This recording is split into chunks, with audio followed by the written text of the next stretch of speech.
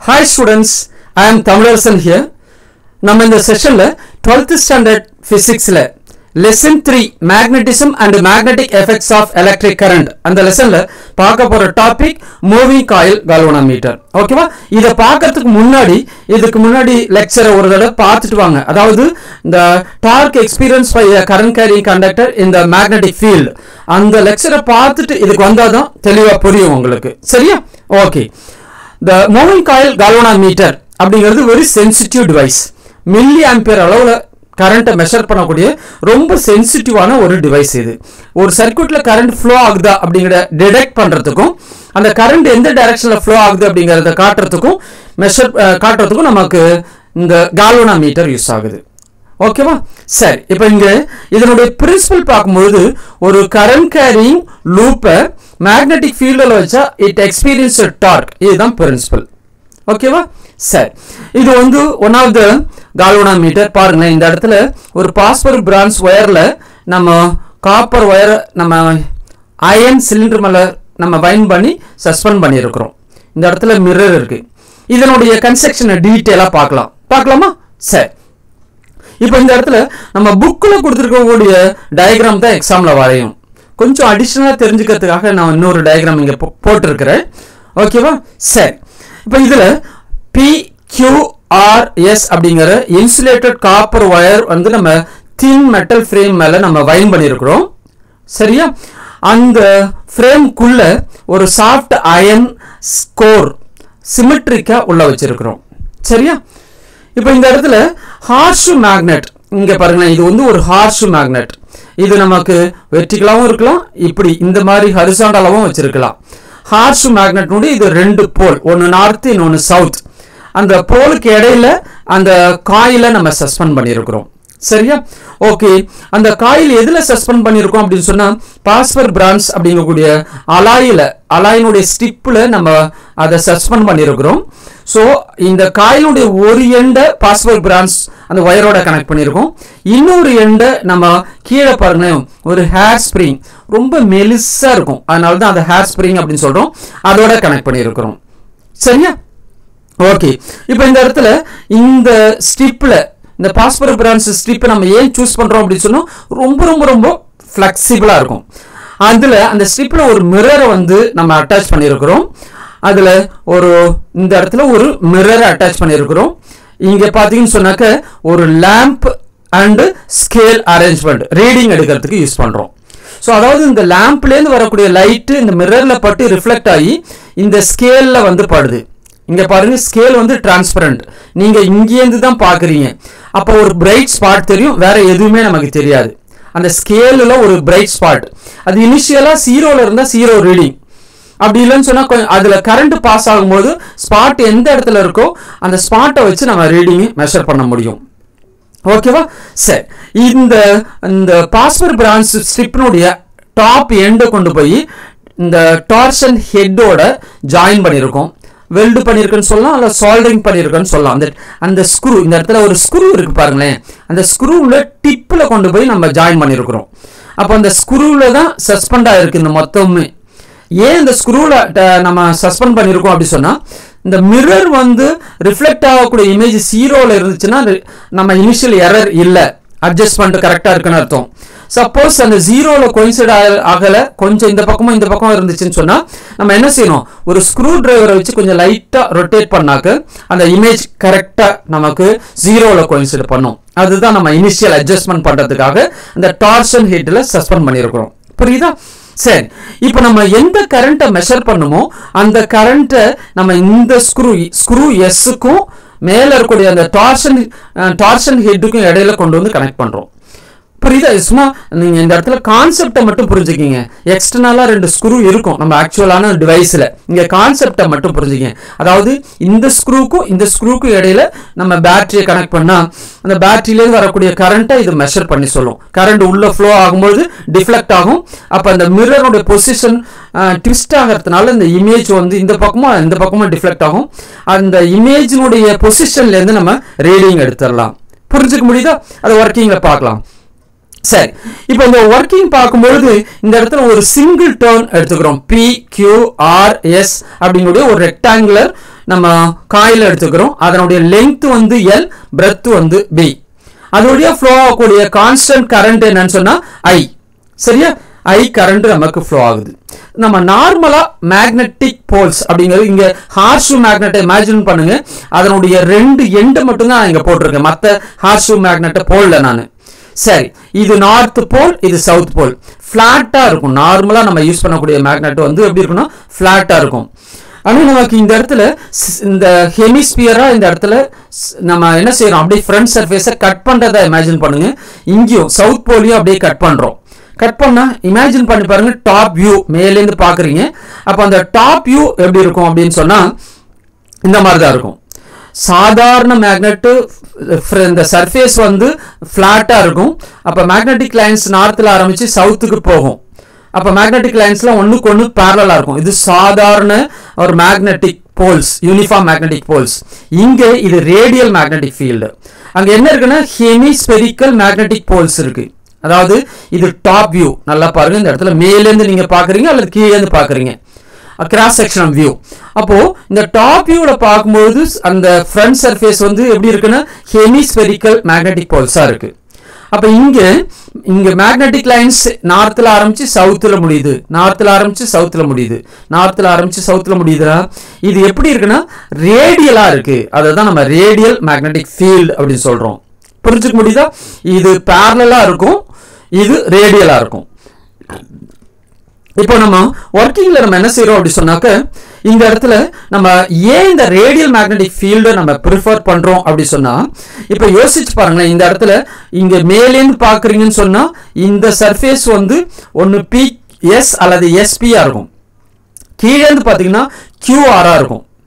அதுக்காக தான் அந்த விஷயத்தை மட்டும் இதோட கம்பேர் பண்ணிக்கிங்க. ஸோ இது நார்மல் மேக்னெட், இது ரேடியல் மேக்னெட். அதை நல்லா மைண்ட்ல வச்சுக்கணும். சரி, இப்போ நம்ம என்ன செய்யறோம், டாப் வியூ பார்க்கும்போது இதுதான் நம்ம பார்க்கக்கூடிய காயிலுடைய கிராஸ் செக்ஷன் ஏரியா. சரியா? அப்போ அந்த surface of the coil magnetic ஃபீல்டோட கோயின்சைட் ஆயிருக்கும்.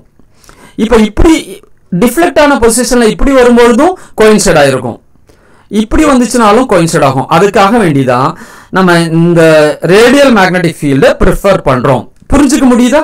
சரி, இப்போ நம்ம இந்த இடத்துல டார்க் கால்குலேட் பண்ண போறோம். இந்த 4 சைடுனால ஃபர்ஸ்ட் நம்ம இந்த 2 சைடு எடுத்துக்கிறோம். எந்த சைடு? QR, SP, இந்த SP. அந்த விஷயத்துக்காக மட்டும்தான் இந்த டயக்ராமை நான் யூஸ் பண்றேன். நல்லா தெரிஞ்சுக்கிங்க. இது நார்மல் மேக்னெட், இது ரேடியல் மேக்னெட்டிக் ஃபீல்டு. ஓகே, அப்போ அந்த 2 சைடும் எப்படி வருது அப்படி சொன்னா மேக்னெட்டிக் ஃபீல்டுக்கு எப்படி வருது? பேரலலா வருது. பேரலலா வரதுனால நோ ஃபோர்ஸ், அது மேல ஃபோர்ஸ் ஆக்ட் பண்ணாது, மேக்னெட்டிக் லாரன்ஸ் ஃபோர்ஸ் ஆக்ட் பண்ணாது. சரியா? இப்போ நம்ம கால்குலேஷன்ல அந்த 2 சைடை விட்டுலாம். அடுத்த 2 சைடு எடுத்துக்குங்க. அடுத்த 2 சைடு என்னென்ன அப்படின்னு பார்க்கும்போது PQ, இந்த PQ, அடுத்து வந்து RS, இந்த சைடு RS. அப்போ அந்த 2 சைடை எடுத்துக்கும்போது அந்த 2 சைடுல மேக்னெட்டிக் ஃபீல்டு எப்படி இருக்குன்னு பாருங்களேன். இந்த PQ அந்த சைடு வந்து மேக்னெட்டிக் ஃபீல்டுக்கு பர்பெண்டிகுலரா இருக்கும். அதே மாதிரி இந்த RS அப்படிங்கிற அந்த சைடும் மேக்னெட்டிக் ஃபீல்டுக்கு பர்பெண்டிகுலரா இருக்கும். அந்த விஷயத்தை மட்டும் இந்த பிக்சர்ல பாருங்களேன். அதாவது PQ அப்படிங்கக்கூடிய சைடு, அந்த காயினுடைய சைடு மேக்னெட்டிக் ஃபீல்டுக்கு பர்பெண்டிகுலரா இருக்கும். 2 ஃபீல்டுலயும் அதே மாதிரி தான் இருக்கும். அந்த ஒரு விஷயத்தை மட்டும் இதோட கம்பேர் பண்ணிக்கிறோம். ஏன்னா இது கொஞ்சம் விஷுவலா இருக்கிறதுனால அந்த விஷயத்தை கம்பேர் பண்ணி காட்டுறேன். புரிஞ்சுக்க முடியுதா? சரி, இப்போ நமக்கு இந்த பர்பெண்டிகுலரா இருக்கிறதுனால இது மேலேயும் ஒரு மேக்னெட்டிக் லாரன்ஸ் ஃபோர்ஸ் ஆக்ட் பண்ணும். PQ சைடு மேலேயும் இந்த RS சைடு மேலேயும் ஒரு ஃபோர்ஸ் ஆக்ட் பண்ணும். அந்த 2 ஃபோர்ஸினுடைய மேக்னிடியூடும் equal, opposite direction, but they are act in the different line of action. அதனால அது ஒரு டார்க்கை ப்ரொடியூஸ் பண்ணுது. சரியா? அப்போ அந்த டார்க்னால அது டர்ன் ஆகும். அப்போ நம்ம இந்த இடத்துல டோட்டல் டார்க் நம்ம கண்டுபிடிக்கணும். டார்க்குக்கான ஃபார்முலா என்ன? R vector cross F vector. So அப்போ இந்த இடத்துல நமக்கு இந்த ஃபோர்ஸ்னால, அப்போர்ட் ஃபோர்ஸ்னால டார்க் வந்து இந்த டிஸ்டன்ஸ் B/2, அதுதான் நமக்கு வந்து R வெக்டர். இங்க அந்த டிஸ்டன்ஸ் இன்டு இந்த ஃபோர்ஸ் வெக்டர் 2 கிராஸ் ப்ராடக்ட் பண்ணணும்.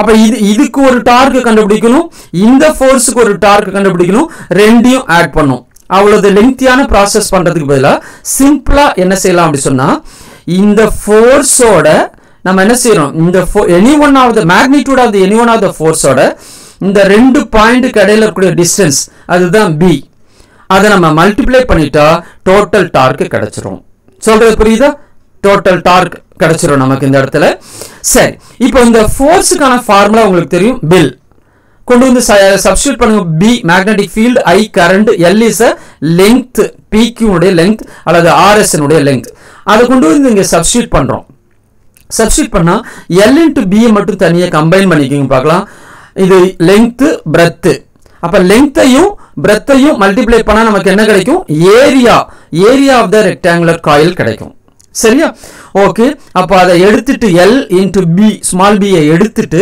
கேபிட்டல் A அப்படி சப்ஸ்டிட்யூட் பண்றோம் அப்ப dark tau is equal to total torque tau is equal to area A magnetic field B current I கிடைக்கும் இல்லையா இப்போ இது சிங்கிள் டர்னுக்கு n number of turnsக்கு இதுல ஒரு n மல்டிப்ளை பண்ணிட்டா total torque for the n number of turns tau is equal to n a b I கிடைச்சிரும் புரிஞ்சுக்க முடியுதா சரி இப்போ நமக்கு ரெஸ்ட் இந்த நம்ம எந்த கரண்ட்டை மெஷர் பண்றோமோ அந்த கரண்ட்டை நம்ம இதோட பாஸ் பண்ணும்போது இங்க கரண்ட் உள்ள பாஸ் ஆகி நம்ம என்ன செய்யுதுன்னு சொன்னா ஒரு மேக்னெட்டிக் ஃபீல்ட் அதை சுத்தி ஃபார்ம் ஆகுது கரண்ட் கேரியிங் காயிலை சுத்தி மேக்னெட்டிக் ஃபீல்டு ஃபார்ம் ஆகுது அது நமக்கு எலக்ட்ரோ மேக்னெட்னு வச்சுக்கலாம் எலக்ட்ரிக் கரண்ட்னால ஒரு மேக்னெட்டிக் ஃபீல்டு ஃபார்ம் ஆகுது இங்க ஆல்ரெடி ஒரு பெர்மனன்ட் மேக்னெட் இருக்கு ரெண்டுக்கும் இடையில இருக்கக்கூடிய இன்டராக்ஷனால இங்க ஒரு ட்விஸ்ட் ஆகுது அந்த காயில் வந்து ட்விஸ்ட் ஆகுது அததான் நம்ம ட்விஸ்ட் ஆகுது நமக்கு அதனால ஃபார்ம் ஆகக்கூடிய கப்பலை தான் நம்ம ஃபார்ம் பண்ணோம் அது வந்து ரொட்டேட்டிங் கப்பல் அப்படின்னு சொல்றோம் இப்போ ட்விஸ்ட் ஆகும்போது இங்க இருக்கக்கூடிய ஹேர் ஸ்ப்ரிங் இருக்கு இல்லையா அந்த ஹேர் ஸ்ப்ரிங் டைட் ஆகும் மேல இருக்கக்கூடிய பாஸ்பர் பிரான்ஸ் ஸ்டிப்பும் டைட் ஆகும் டைட் ஆகும்போது கொஞ்சம் ட்விஸ்ட் ஆகும்போது இந்த மிரரும் சேர்ந்து ட்விஸ்ட் ஆகி ஒரு பொசிஷன்ல வந்து நின்னுடுது அப்போ தீட்டா ஆங்கிள் வந்து ரொட்டேட் ஆகிறதுனால அந்த ஸ்ப்ரிங்ல ஹேர் ஸ்ப்ரிங்ல ஃபார்ம் ஆகக்கூடிய அந்த கப்பலுக்கு பேரு நம்ம என்ன சொல்றோம் ரெஸ்டோரிங் கப்பல் அப்படி சொல்றோம் ரெஸ்டோரிங் டார்க்னால ஃபார்ம் ஆகக்கூடிய கப்பலுக்கு பேரு ரெஸ்டோரிங் கப்பல் அப்படி சொல்றோம் அப்ப அந்த டார்க் டவு டைரக்ட்லி ப்ரொபோர்ஷனல் டு தீட்டா இது கம்மியா ட்விஸ்ட் ஆச்சுன்னா டார்க் கம்மியா இருக்கும் எப்ப கம்மியா ட்விஸ்ட் ஆகும் லெஸ் கரண்ட் ஃப்ளோ ஆகும்போது கொஞ்சமா ட்விஸ்ட் ஆகும் more strength of the current flow ஆகும்போது ஆங்கிள் வந்து அதிகமா ட்விஸ்ட் ஆகும் அப்போ torque is directly proportional to theta அதை ஈக்குவேட் பண்றதுக்காக நம்ம k அப்படிங்கக்கூடிய ஒரு ப்ரொபோர்ஷனாலிட்டி கான்ஸ்டன்ட்டை மல்டிப்ளை பண்றோம் இங்க k அப்படிங்கிறது என்னன்னு சொன்னாக்க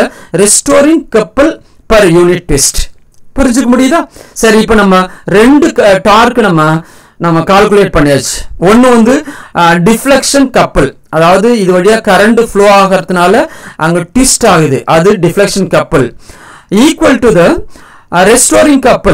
ரெஸ்டோரிங் கப்பல் எதுல ஃபார்ம் ஆகுது அப்படின்னு சொன்னா இந்த ஹேர் ஸ்ப்ரிங்லயும் இந்த பாஸ்பர் பிரான்ஸ் ஒயர்லயும் ரெஸ்டோரிங் கப்பல் ஃபார்ம் ஆகுது இது ஒன்ஸ் ரெஸ்ட்டுக்கு வந்துருச்சுன்னு சொன்னா ரெண்டும் ஈக்குவல் ஒண்ணுக்கு ஒண்ணு எப்படி இருக்கும்னு சொன்னா ஈக்குவலா இருக்கும் நமக்கு சோ அப்ப அதை ஈக்குவேட் பண்ணும்போது NABI is equal to K into theta இதுல நம்ம I கரண்ட் தான் நம்ம கால்குலேட் பண்ண போறோம் அதுக்கான எக்ஸ்பிரஷன் தான் டிரைவ் பண்ண போறோம் அதை மட்டும் ஒரு சைடு வச்சுக்கிங்க பார்க்கலாம் மிச்சம் NAB இந்த ஈக்குவலுக்கு இந்த சைடு நம்ம டிரான்ஸ்ஃபர் பண்ணும்போது டினாமினேட்டர்ல வருது சோ இதுதான் expression for the current using the moving coil galvanometer I current is equal to K constant N number of turns A area of the coil B magnetic field theta அப்படிங்கிறது எவ்வளவு angle twist ஆயிருக்கு அப்படிங்கிறது சரியா இப்போ நமக்கு இது எல்லாமே constant K constant N constant A constant B constant ஒரு பர்టిక్యులர்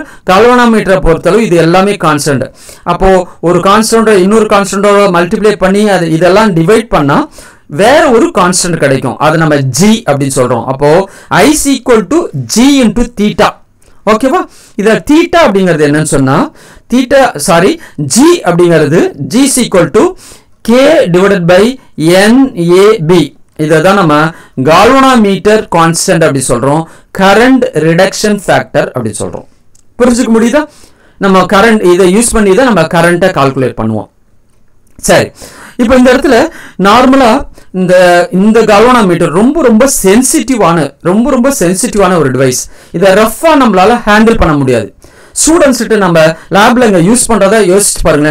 இதெல்லாம் கொஞ்சம் சென்சிட்டிவா யூஸ் பண்ணுங்கப்பா. கொஞ்சம் வேகமா நகர்த்தினீங்கன்னா இந்த ஹேர் ஸ்ப்ரிங் வந்து டேமேஜ் ஆயிடும், பத்திரமா யூஸ் பண்ணுங்கன்னு சொல்லிட்டு இப்படி திரும்புறதுக்குள்ள என்ன செஞ்சிருவாங்க? ஆமா, டேமேஜ் பண்ணிடுவாங்க. அது ஸ்டூடெண்ட்ஸோட நேச்சர் தானே. அப்போ இவ்வளவு சென்சிட்டிவான நமக்கு டிவைஸ் நமக்கு லேப்ல தேவையில்லை. அதே நேரத்தில் நம்ம இதை வந்து கொஞ்சம் ரஃபா ஹேண்டில் பண்ற மாதிரி நம்ம எது யூஸ் பண்றோம்? பாயிண்டர் டைப் ஆஃப் கால்வனாமீட்டரை தான் யூஸ் பண்றோம். இதை விட இதை கொஞ்சம் ரஃபா யூஸ் பண்ணலாம், அதுக்காக ரொம்ப ரஃபா யூஸ் பண்ண முடியாது. இதுல பாயிண்டர் வந்து சென்டர்ல இருக்கும் 0, அங்கே 10, 20, 13 இருக்கு, இங்கேயும் 10, 20, 13 இருக்கு. அப்போ டிஃப்ளெக்ஷன் ஒரு சைடு இருந்துச்சுன்னா கரண்ட் ஃப்ளோ ஒரு பக்கம் ஒரு சர்க்யூட்ல ஃப்ளோ ஆகுதுன்னு அர்த்தம். டிஃப்ளெக்ஷன் வேற ஒரு சைடு வந்துச்சுன்னு சொன்னா கரண்ட்டுடைய டைரக்ஷன் மாறிக்குன்னு அர்த்தம். அப்போ கரண்ட்டுடைய டைரக்ஷனையும் காட்டும், ஸ்ட்ரெங்த்தையும் மெஷர் பண்றதுக்கு இந்த கால்வனாமீட்டர் யூஸ் ஆகுது. ரொம்ப சென்சிட்டிவான ஒரு டிவைஸ். ஓகே, அப்ப லேப்ல யூஸ் பண்ணக்கூடிய கால்வனாமீட்டர் வந்து பாயிண்டர் டைப் ஆஃப் கால்வனாமீட்டர். ஓகேவா? இந்த क्वेश्चन வந்து ஒரு 5 மார்க் क्वेश्चन. சரியா? பிரைம் பிசிக்ஸ் இது உங்களுக்கான சேனல். இதுல வரக்கூடிய வீடியோஸ் எல்லாம் நீங்க லைக் பண்ணுவீங்க. அந்த வீடியோஸ் எல்லாம் உங்களுக்கு பிடிச்சிருந்தா லைக் பண்ணுங்க, சப்ஸ்கிரைப் பண்ணுங்க, மற்ற ஸ்டூடெண்ட்ஸ்க்கும் ஃப்ரெண்ட்ஸுக்கும் நெய்பர்ஸ்க்கும் ஷேர் பண்ணுங்க. Thank you my dear students and my friends.